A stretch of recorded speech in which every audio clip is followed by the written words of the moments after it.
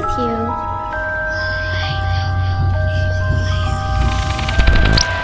You're not afraid of the dark, are you?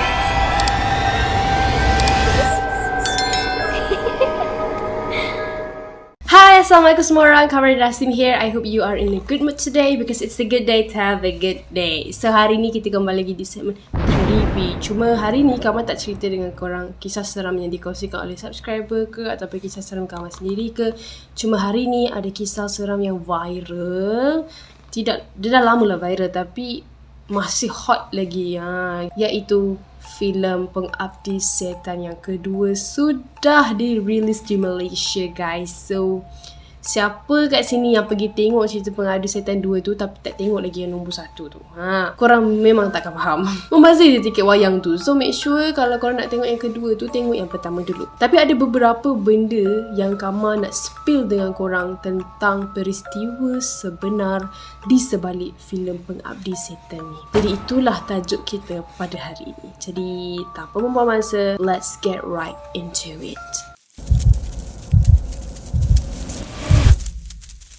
So, Pengabdi Setan yang pertama dirilis pada tahun 2017 dan pada tahun 2022 keluar Pengabdi Setan yang kedua. So, dalam cerita ni dia bukanlah berdasarkan kisah benar pun. Filem ni sebenarnya remake dari cerita Pengabdi Setan tahun 1980-an. Kalau korang nak tengok kat Netflix yang 1980-an tu pun ada. Walaupun filem ni bukan diangkat daripada kisah yang nyata, tapi ada beberapa benda dalam filem Pengabdi Setan kedua ni saling berkait dengan peristiwa yang betul-betul berlaku di dunia ni. Dalam filem kedua Pengabdi Setan ni, dia macam bagi hint kaitan dengan peristiwa yang berlaku dalam dunia sebenar, which is dalam Persidangan Asia Afrika 1955 kepada Petrus. Persidangan Asia Afrika ni merupakan persekutuan di antara negara-negara di Asia dan juga Afrika. So persatuan ini dibentuk sebab pada masa tu sebahagian besar negara-negara dekat Asia dan juga dekat Afrika sedang dijajah. Jadi time ni negara-negara ni rasa senasib lah. So diorang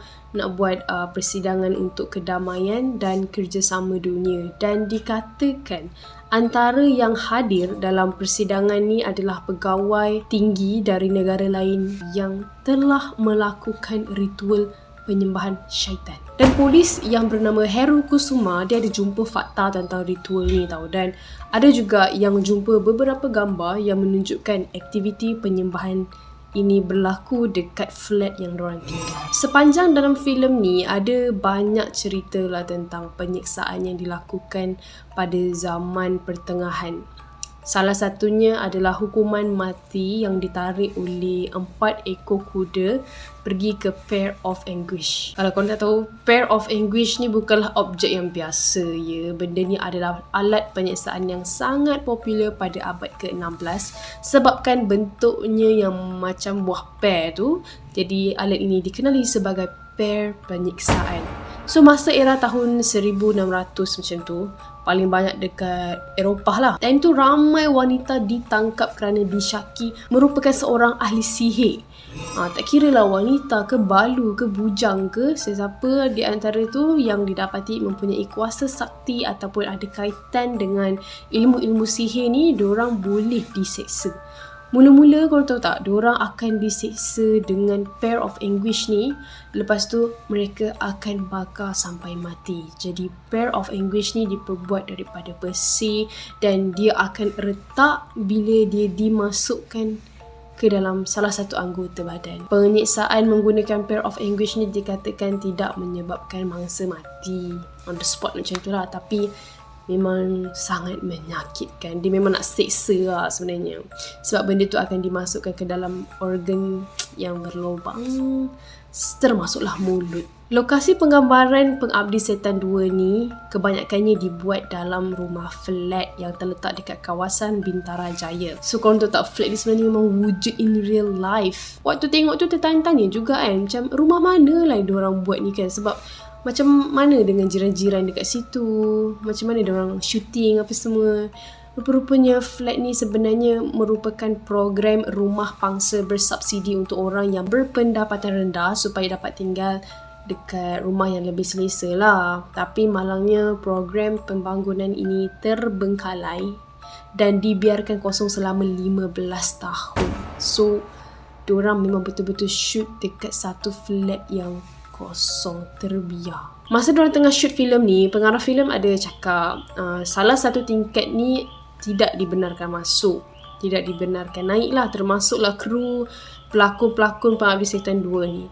Tingkat itu adalah tingkat nombor 7. Rupanya pernah ada macam orang gila, macam kurang waras lah. Dia macam lari-lari. Lepas tu dia cakap dengan orang-orang dekat situ yang ibu dan anak dia telah diculik dan dibawa ke tingkat 7. Jadi ada seorang penyelaras keselamatan dekat situ, nama dia Salamet. Dia kata memang tidak dibenarkan naik atau menggunakan tingkat 7 untuk lokasi penggambaran sebab dia bimbang ada sesuatu yang buruk akan berlaku. Lagipun memang macam-macam diorang dengar gangguan dari tingkat 7 tu. Dan sepanjang 15 tahun Salamet tu berkhidmat dekat kawasan tu, memang banyak kejadian yang pelik berlaku, termasuklah yang dialami sendiri dan dari penduduk setempat tu juga. Ramai orang cakap ternampak sosok orang lalu lalang dalam flat tu. Paling banyak dengar sosok seorang nenek lah. Salamet ni kata dia tak pernah pula nampak sosok nenek. Tapi masa dia tengah bertugas, ada sekali tu dia pernah ternampak orang masuk flat tu. Dia pergi kejar orang tu. Cari. Tak ada siapa-siapa rupanya. So itulah dia antara peristiwa yang betul-betul berlaku in real life yang dikaitkan dalam cerita Pengabdi Setan. Seterusnya Kama nak cerita tentang teori-teori konspirasi tentang filem Pengabdi Setan yang kedua ni. So korang dah ready ke belum? Let's get right into it.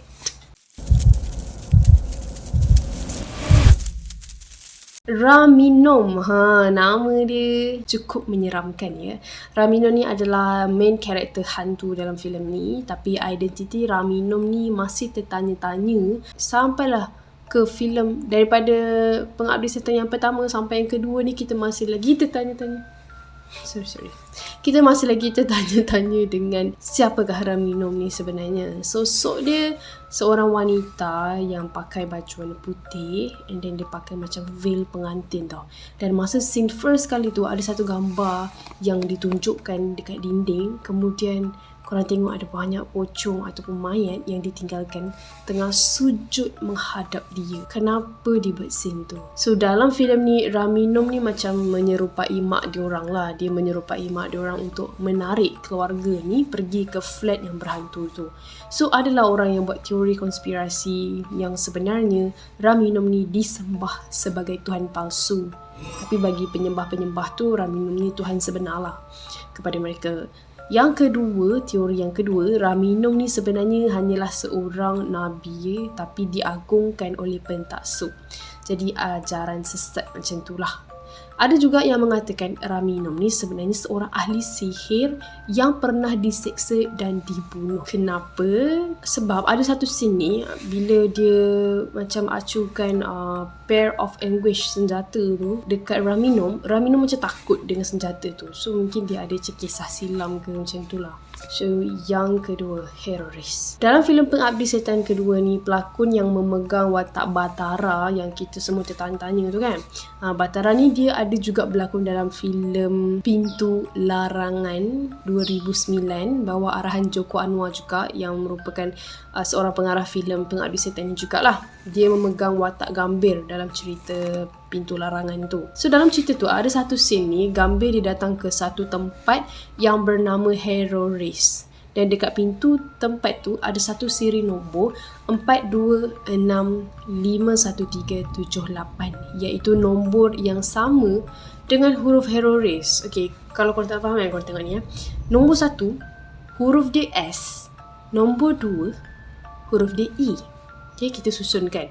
Nombor 3 huruf dia A. And bila selaraskan sampai nombor 8, kita akan dapat satu perkataan seahorse yang bermaksud kuda laut. And cerita Pintu Larangan tu memang gila lah. Dia macam psychopath. Tapi memang jadi teori konspirasi jugalah sebab dia gunakan pelakon yang sama. Lepas tu pengarah filem pun orang yang sama kan. So ya, korang boleh tengok cerita tu. Lepas tu dalam filem Pengabdi Setan 2 ni, Heroris merupakan nama mazhab yang dianuti oleh Satanis. Satanis ni maksud dia orang yang mengagungkan iblis. Mazhab ni dikatakan telah wujud sejak tahun 1950-an lagi, dan apa yang mengejutkan, ramai yang mendakwa pemimpin-pemimpin negara yang hadir dalam persidangan Asia Afrika tu telah menyertai mazhab. Seterusnya, watak Batara dan Darminah. Dua watak ni lah yang ramai orang tertanya diorang siapa sebenarnya kan. Sebab dalam Pengabdi Setan yang pertama, diorang muncul last sekali. So ingatkan diorang ni macam akan disambungkan untuk filem yang kedua punya. Tapi bila dah keluar filem kedua, masih tertanya-tanya lagi. And again, diorang muncul lagi dekat scene yang last sekali. Diorang dikenali sebagai sepasang suami isteri. Dan ada yang buat teori bahawa Batara dan Darminah ni macam nak tunjuk sosok kebaikan dan kejahatan tau. Batara yang lelaki tu macam nak tunjuk kebaikan lah. Sebab dia pernah bantu Budiman, seorang lelaki tua, kawan nenek diorang lah dalam cerita Pengabdi Setan yang kedua ni. Darminah yang perempuan tu pula dikatakan macam jelmaan syaitan atau kejahatan. Sebab last kali diorang sempat cakap, kita berpihak kepada siapa? Kalau korang tengok cerita Pintu Larangan tu kan, Batara ni, pelakon Batara, tapi nama dia bukan Batara lah, nama dia Gambir. Tapi lelaki tu, dia pun macam sayang gila dekat isteri dia, sama macam dia sayang Darminah ni tau. And something happen dalam cerita Pintu Larangan tu, tiba-tiba last kali dia jadi jahat. So tak tahulah dia kait ke tak kan. Memang ni teori konspirasi lah cerita dia. Dan kat hujung scene, diorang tunjuk satu gambar ni tau. Rupanya diorang Darminah dengan Batara ni adalah antara pemimpin negara pada persidangan Asia Afrika. So terkejut lah kan, macam dalam surat khabar tu muka diorang tu tak menua. Padahal jarak tahun daripada persidangan tu dengan dia buat filem Pengabdi Setan ni, jarak dia dalam 29 tahun tau. Jadi macam nak tunjukkan yang Batara dengan Darminah ni adalah orang yang mati, yang tak muncul lah. Macam dia seronok tengok segala huru-hara dan kematian yang berlaku. And kalau korang perasan, filem Pengabdi Setan ni macam nak menunjukkan kebangkitan Dajjal, which is watak Ian. Dia yang mengawal segala-galanya. So Ian ni dia lahir daripada rahim Puan Mawarni, mak dorang, tapi dari benih yang berbeza. Next, ada beberapa watak baru dalam filem kedua ni. Salah satunya Vishnu, seorang kanak-kanak kecil yang boleh bercakap menggunakan bahasa isyarat rahsia. Tapi ada teori yang mengatakan ibu bapa Vishnu ni adalah pengikut ritual penyembahan syaitan. Sebab ada satu scene ni yang menunjukkan Vishnu ni diganggu oleh syaitan, which is syaitan tu adalah ayah dia. So itulah dia konspirasi teori yang membuatkan kita semua tertanya-tanya ya. And mengikut pengarah filem ni, dia pun kata ada di antara teori-teori konspirasi yang dah tersebar ni kan, ada sebahagiannya yang benar, tapi dia tak boleh nak bagi tahu mana yang benar mana yang tidak, sebab bukan hak dia lah, kata macam tu. So ada something secret kat dalam cerita ni kan. So kalau korang ada teori atau konspirasi baru tentang filem Pengabdi Setan ni, korang boleh share dekat comment down below. So gambar itu sajalah video untuk hari ni. Thank you yang dah tengok video ni sampai habis. For those who are new in my channel, don't forget to hit the subscribe button below and turn on the notification bell so that you will not miss any video that I post. See you in my next video. Bye.